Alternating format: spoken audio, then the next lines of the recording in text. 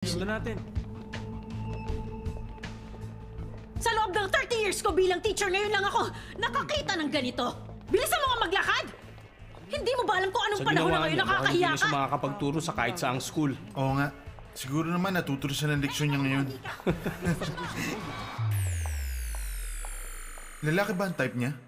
Seryoso ba siya?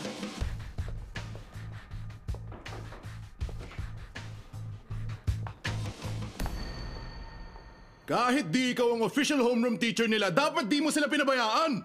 Sorry po, sir. Bakit mo hinayaang merong gawing kahihiyan ang mga estudyante mo? Estudyante? Nasaan ang desk ni Pak Sungte? Ayun po, oh.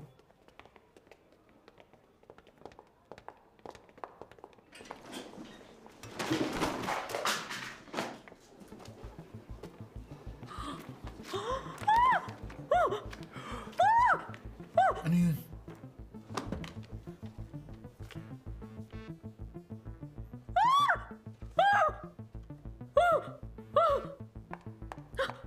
Yung ba sinasabi mo mga picture? Yung nasa bag niya? Sandali. Ano yung nangyari sa library kanina? Ha? Sabihin mo sa akin, sige na. Ang totoo kasi... May gumapang lang po na insekto sa blouse ko. Bihira ka! Dapat sinabi mo kaagad yung totoo! Pasaway ka!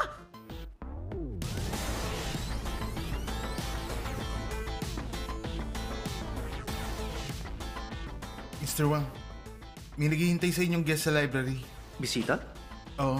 Hello po. Let's go, sir.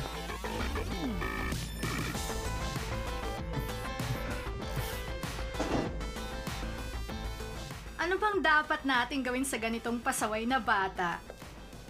Check nyo saan nagpunta si Sungte. Meron siyang isinamang babae sa library. Dahil silang nagsimula ng larong to, makilaro lang tayo. Yung mga picture sa bag niya, kukunin ko na ba? Mukhang hindi pest control ang kailangan dito. Ako nang bahala. Magpahinga na muna kayong dalawa. Okay. Sige.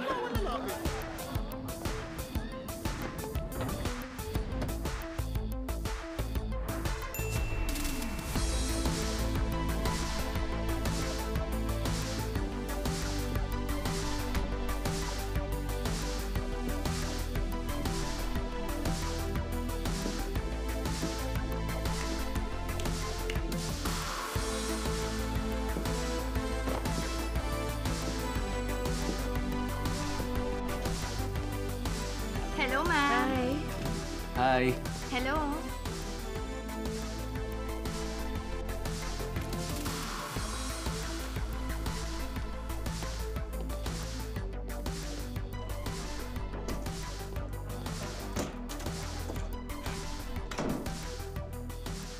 Hello? Si Pak Sungte ng Class 2-3 po. Kinuhanan ako ng pictures kahit ayoko. Nasa bag niya yung pictures, Mr. Principal. Anong sabi mo? Sinong teacher niyo dyan?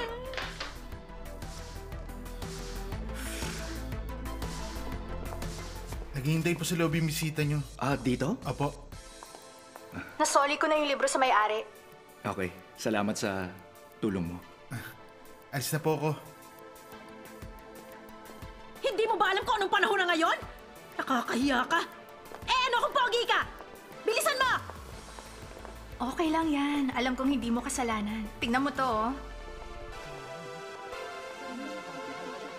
Palalagpasin ko muna to. Pero kapag inulit mo pa yung ganito, kasalanan mo na talaga. Tumango ka kung naiintindihan mo. Mukhang matatanggal na siya. Tingin nyo. Hula ko, pinagkalitan ka agad.